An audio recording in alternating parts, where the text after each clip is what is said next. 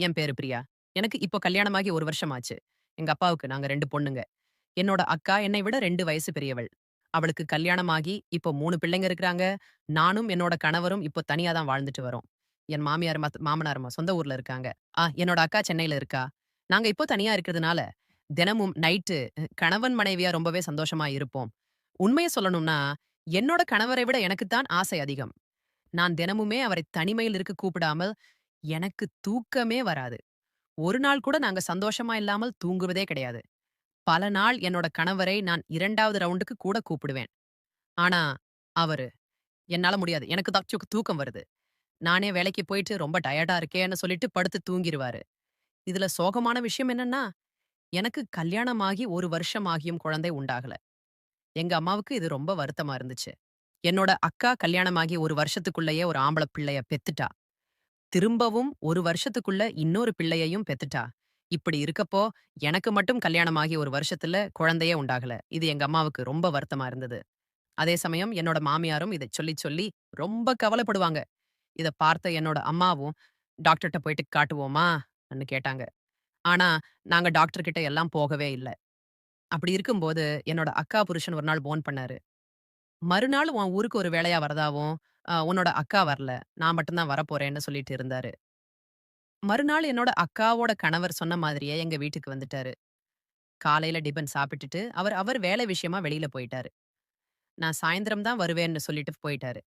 அன்னைக்கு பொண்ணு பார்த்து, திடீர்னு என்னோட கணவர் மதியமே வீட்டுக்கு சாப்பிட வந்துட்டாரு. "என்னங்க திடீர்னு சாப்பிட வந்திருக்கீங்களே? ச என்ன விஷயம்?" அப்டின்னு கேட்டேன். "இல்லம்மா, ஆஃபீஸ்ல ஒரு முக்கியமான விஷயம். அதனால என்னை வெளியூருக்கு போகச் சொல்லியிருக்கிறாங்க. அதனால நான் ட்ரெஸ் எடுத்துட்டு போறதுக்காக தான் வந்தேன்னு" சொல்லிட்டு, மதிய சாப்பாட்டு வீட்டிலேயே சாப்பிட்டுட்டு, அவசர அவசரமா அவரோட ட்ரெஸ் எல்லாம் எடுத்துட்டு ஆஃபீஸ்க்கு கிளம்பி போயிட்டாரு. போகும்போது, "மச்சான் வந்திருந்தா, அவர தங்கிட்டு 1 நாள் இருந்துட்டு, நாளைக்கு ஊருக்கு போகச் சொல்லு." வந்த இடத்துல நானும் அவர சந்திச்சு பேசவே இல்ல. அதே மாதிரி வந்த உடனே அவர அனுப்பிட்டாலும், அது ரொம்ப மனசுக்கு வருத்தமா இருக்கும். அதனால நான் பேசாததால, அவர 1 நாள் தங்கிட்டு அனுப்பச் சொல்லுன்னு சொன்னாரு. "அப்பத்தான் நல்லா இருக்கும்." அப்படின்னு சொல்லிட்டு, என்னோட கணவரும் சாப்பிட்டுட்டு உடனே வெளியூருக்கு கிளம்பிட்டாரு. சாயந்திரம் வரேன்னு சொன்ன என்னோட மாமாவும், சாயந்திரம் வரவே இல்ல. அவர் நைட்டு ஒரு 8 மணிக்கு தான் வந்தாரு. சாப்பிட்டுட்டு உடனே நான் கிளம்புறேன். இப்பவே லேட் ஆச்சு. ஊருக்கு போறேன் சொன்னாரு. அப்பதான் நான் சொன்னேன், "என்ன மாமா, நீங்க சாயந்திரம் வந்திருந்தீங்கன்னா, ஊருக்கு போக கரெக்ட்டா இருந்திருக்கும். ஆனா இப்பவே பாருங்க, மணி 8 ஆயிடுச்சு. இதுக்கு அப்புறமா நீங்க ஊருக்கு கிளம்பி போய் சேர்வதற்கு ரொம்ப லேட் ஆகும்." என்னோட கணவர் கூட சொல்லிட்டு தான் போயிருக்காரு. "மச்சான் வந்தாலும் நைட் தங்கிட்டு சொல்லுன்னு." ஏற்கனவே நேத்து தான் டிராவல் பண்ணிட்டு வந்திருப்பாரு. மறுபடியும் இன்னைக்கும் அவர் டிராவல் பண்ணா உடம்பெல்லாம் ரொம்ப வலியா இருக்கும். அதனால நாளைக்கு போனா, அவரால எந்த வேலையும் செய்ய முடியாது. அதனால தான் இன்னைக்கு ஒரு நாள் நைட் நல்லா தங்கி ரெஸ்ட் எடுத்துட்டு, நாளைக்கு போகச் சொல்லு அப்படின்னு சொல்லிட்டு தான் போயிருக்காரு. அதனால நீங்க கண்டிப்பா இருந்துட்டு தான் போகணும். நீங்க இல்லாம போயிட்டீங்கன்னா, என்னோட கணவர் என்ன வந்து திட்டுவாரு அப்படின்னு சொல்லி, நான் அவர இருக்க வச்சேன். அதே மாதிரி உங்க மச்சானும் அவசரமா வேலை விஷயமா வெளியூருக்கு கிளம்பி போயிட்டாரு. அவரு உங்கள சந்திச்சு பேச முடியலன்னு சொல்லி ரொம்பவே வருத்தப்பட்டாரு. அவர் வருத்தப்பட்ட விஷயத்தையும் என்னோட மாமா கிட்ட சொன்னேன். என்னோட மாமா கிட்ட சொல்லும்போது, ரொம்ப நேரமா யோசிச்சு, என்னோட மாமா, "சரி, நீ சொன்னது கரெக்ட் தான். இப்பவே ரொம்ப லேட் ஆயிடுச்சு. அதனால நான் இங்க தங்கிட்டு நாளைக்கே போறேன்." அப்படின்னு சொல்லிட்டு இருக்கிறதுக்கு சம்மதிச்சாரு.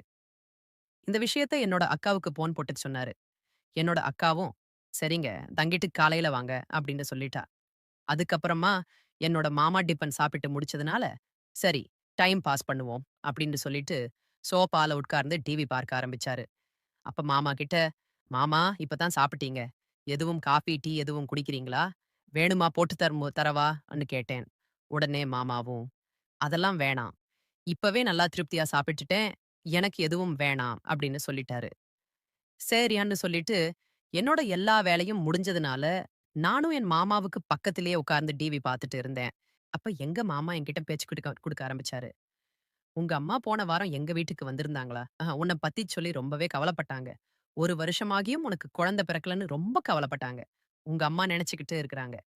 நீங்க 2 பேரும் பேசி குழந்தை பெத்துக்கிறத தள்ளி போட்டுருக்கீங்க அப்படின்னு நெனச்சுக்கிட்டு இருக்கிறாங்க. என்கிட்ட வந்து சொன்னாங்க, நீங்க அவங்க கிட்ட பேசி அவங்களுக்கு புரிய வைங்கன்னு சொன்னாங்க. அதுக்கு நான் உங்க அம்மா கிட்ட, அவங்க படிச்சவங்க கொஞ்ச நாள் போகட்டும்.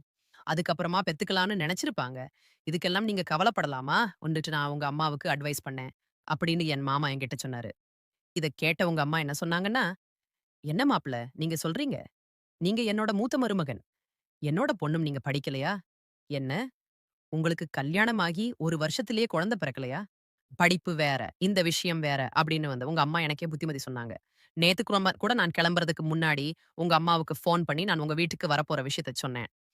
அப்போ உங்க அம்மா என்ன சொன்னாங்கன்னா, "மாப்ள நீங்க போறது தான் போறீங்க. பிரியாவுக்கு நல்ல புத்திமதி சொல்லிட்டு வாங்க. சற்று கொட்டுன்னு ஒரு குழந்தைய பெற்றுக் கொடுக்கச் சொல்லுங்க." அப்படின்னு என்கிட்ட சொல்லியும் அனுப்புனாங்க. அப்படின்னு என்னோட மாமா என்கிட்ட சொல்லிட்டு இருந்தாங்க. அப்படியே எங்க மாமாவும் சொன்னாங்க. "பெரியா, நீ படிச்சவன்ற விஷயத்த நீ தள்ளி போடலாமா? மச்சான் கிட்ட சொல்லி புரியவே சீக்கிரமா நல்ல ஒரு குழந்தைய பெத்துக்கோங்க." அப்படின்னு என்னோட மாமா எனக்கு புத்திமதி சொன்னாங்க. "மாமா, எங்களுக்கு குழந்தை பெத்துக்கணும்னு ஆசை தான். ஆனா அது உண்டாக மாட்டேங்குதே" அன்னு நான் சொன்னேன். அதுக்கு மாமா உடனே, "ஏன்? என்னாச்சு? டாக்டர் போய் பார்த்தீங்களா? ஏதாவது உங்க 2 பேர்ல யாருக்காவது குறை இருக்கா? நீங்க 2 பேரும் டாக்டர் கிட்ட செட் பண்ணி பார்த்தீங்களா? யாருக்கு பிரச்சனை இருக்கு?" அப்படின்னும் கேட்டாரு. மச்சானையும் கூட்டிட்டு கோணியா, சில நேரம் கள்ல 2 பேருக்கு கூட பிரச்சனை இருக்கலாம்ன்னு சொல்லி எனக்கு அறிவுரையும் சொன்னாரு. உடனே நான் சொன்னேன், "டாக்டர் கிட்ட போகல மாமா. அதுக்கு அவசியமும் இல்ல" அப்படின்னு சொன்னேன். இத கேட்டதும் என்னோட மாமா, "என்ன சொல்ற? என்ன விஷயம்? எனக்கு புரியல. கொஞ்சம் புரியற மாதிரி சொல்லேன்" அப்படின்னு சொன்னாரு. அப்ப நான் சொன்னேன், "ஒரு விஷயம் தான் என்னோட மாமாவுக்கு பேரதிர்ச்சியா இருந்துச்சு." அப்போ எனக்கு அழுகையே வந்துருச்சு. உடனே மாமா வந்து எனக்கு ஆறுதல் சொன்னாரு. ஆறாதன்னு சொன்னாரு. நான் சொன்னேன், "மாமா, நான் ஏன் டாக்டர் கிட்ட போகலன்னு நான் சொல்றேன்னு தெரியுமா? நான் சொல்றத கேட்டு நீங்க அதிர்ச்சியாக கூடாது. இந்த விஷயம் என்னோட அப்பா, அம்மாவுக்கு கூட தெரிய வேண்டாம்." அப்படின்னு சொன்னேன். நான் சொல்றப்பவே என்னோட மாமாவுக்கு அதைக் கேட்டு பேரதிர்ச்சியா இருந்துச்சு. "என்ன அப்படி இவர் சொல்லப் போறா?" அப்படின்னு சொல்லி அவர் ரொம்ப அதிர்ச்சியாவே அத கேட்டுட்டு இருந்தாரு. "இந்த விஷயத்த என்னோட அம்மா, அப்பா கிட்ட சொல்லிறாதீங்க. அவங்களால இத தாங்கிக்கவே முடியாது." அப்படின்னு நான் அவர்கிட்ட சொன்னேன். "என்னம்மா சொல்ற? என்னம்மா இப்படி பிரச்சனை?" அப்படின்னு சொல்லி கேட்டாரு. "சரி, பிரியா, நான் யார்கிட்டயும் சொல்ல மாட்டேன். உன் மேல பிராமிஸ். உண்மையான காரணத்த நீ சொல்லு." அப்படின்னு சொல்லி கேட்டாரு. "நான் உன்கிட்ட உண்மையான காரணத்த வெட்கத்த விட்டு சொல்றேன், மாமா. நாங்க தினமும் இரவு ஒண்ணாத்தான் படுக்கிறோம். என்னதான் அவர் உடம்பு கட்டு மஸ்தான் போல இருந்தாலும் கூட, அவர் அந்த விஷயத்துல லாயக்கே இல்ல.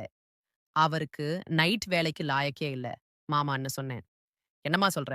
எனக்கு கொஞ்சம் புரியற மாதிரி விளக்கமா சொல்லுமா?" அப்படின்னு சொல்லி மறுபடியும் மாமா கேட்டார்.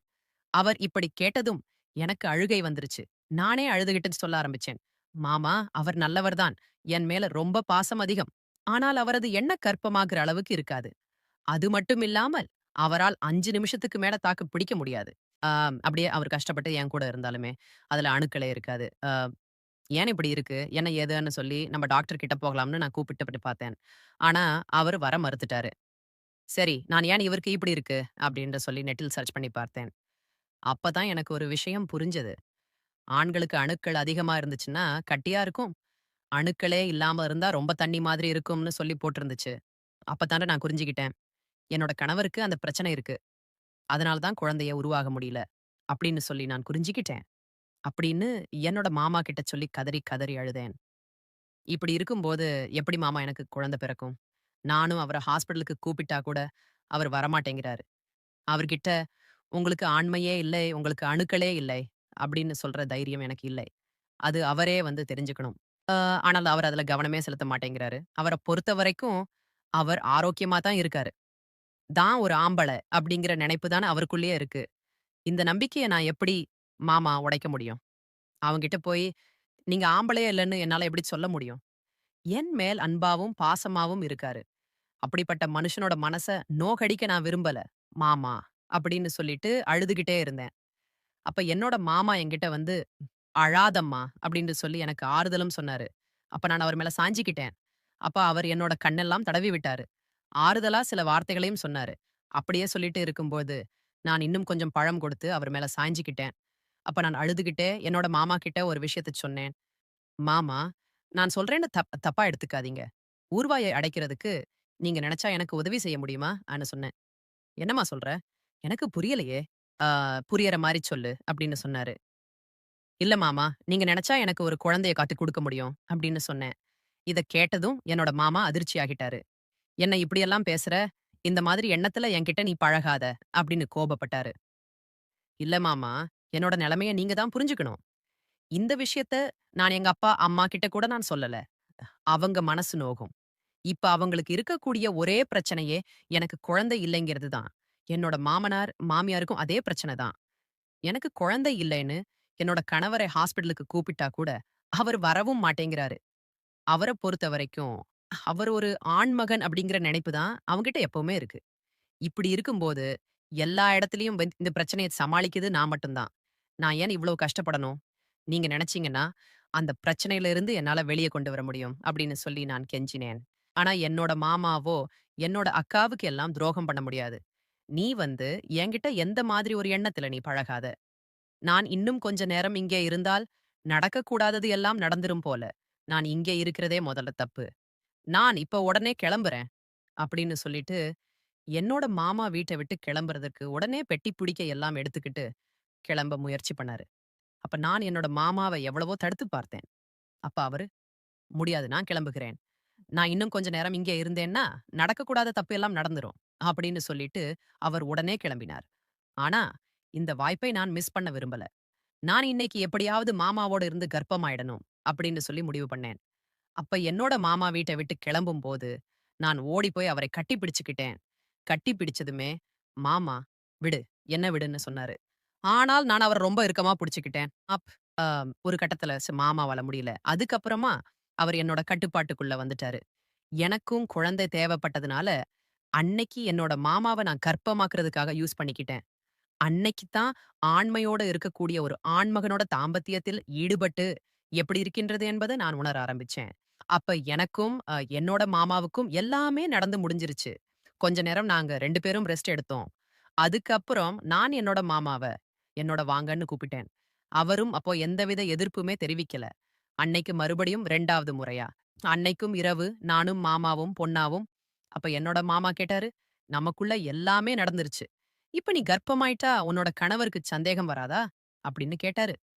"இல்ல மாமா, சந்தேகமெல்லாம் வராது. நானும் என்னோட கணவரும் தினமும் சந்தோஷமா தான் இருப்போம். அதனால தான் நான் கர்ப்பமாயிட்டேனா? அவரோட குழந்தை? இது அவரால் தான் கர்ப்பமாயிட்டேன். அப்படின்னா அவருக்கு நிச்சயமா சந்தேகம் வராது. அவர பொறுத்தவரைக்கும் அவர் ஒரு ஆண்மகனா தான் இருக்கிறாருங்கிற நினைப்பு அவருக்குள்ள வந்து எப்பவுமே இருக்கு. அதனால டவுட் எதுவுமே வராது." அப்படின்னு நான் சொன்னேன். உடனே என்னோட மாமாவும், "சரி" அப்படின்னு சொல்லிட்டு நாங்க 2 பேரும் தூங்கிட்டோம். அதுக்கப்புறம் என்னோட மாமா ஊருக்கு போக கிளம்பிட்டாரு. நானும் சரி, மாமாவுக்கு தேவையான சாப்பாடு எல்லாம் சமைச்சுட்டு இருந்தேன். அப்போ கிளம்புறதுக்கு முன்னாடி என்னோட மாமா, "நம்ம இன்னொரு தடவ பண்ணலாமா?"ன்னு கேட்டாரு. எனக்கும் அது ஆசை தான். சரின்னு சொல்லிட்டு, அன்னைக்கு என்னோட மாமா கிளம்புறதுக்கு முன்னாடி கூட, அ நானும் அவரும் ஒண்ணா இருந்தோம். அதுக்கப்புறம் என்னோட மாமா ஊருக்கு கிளம்பி போயிட்டாரு. என்னோட மாமா கிளம்பி போன கொஞ்ச நேரத்திலேயே, என்னோட கணவர் வீட்டுக்கு வந்தாரு. "மச்சான் அதுக்குள்ள கிளம்பி போயிட்டாரா?" "ஆமாங்க, அதுக்குள்ளயே கிளம்பி போயிட்டாரு" அப்படின்னு சொன்னேன். அவரும், "சரி" அப்படின்னு சொல்லிட்டு வீட்டில இருந்தாரு. அவரு வெளியூருக்கு போயிட்டு வந்ததால, அன்னைக்கு ஆபீஸ்க்கு அவரு போகல. ஆபீஸ்ல அவருக்கு 1 நாள் நீங்க ரெஸ்ட் எடுத்துட்டு வாங்க. அவங்களுக்குன்னு சொல்லி லீவ் குடுத்துட்டாங்க. அதனால அன்னைக்கு என்னோட கணவர் வீட்ல தான் இருந்தாரு. அதுக்கப்புறம் என்னோட கணவருக்கு சந்தேகம் வரக்கூடாது அப்படிங்கிறதுக்காக, தினமும் நாங்க எப்படி சந்தோஷமா இருப்போமோ, அதே போல நான் அவர் கூட தொடர்ந்து சந்தோஷமா இருந்தேன். ஆனா இருந்தாலும், என் மாமாவோட இருந்த மாதிரி ஒரு ஃபீல் எனக்கு கிடைக்கல. மறுபடியும் என்னோட மாமாவோட இருக்கணும் போலன்னு எனக்கு தோணுச்சு. மறுநாள் என்னோட மாமாவுக்கு ஃபோன் பண்ணி, என்ன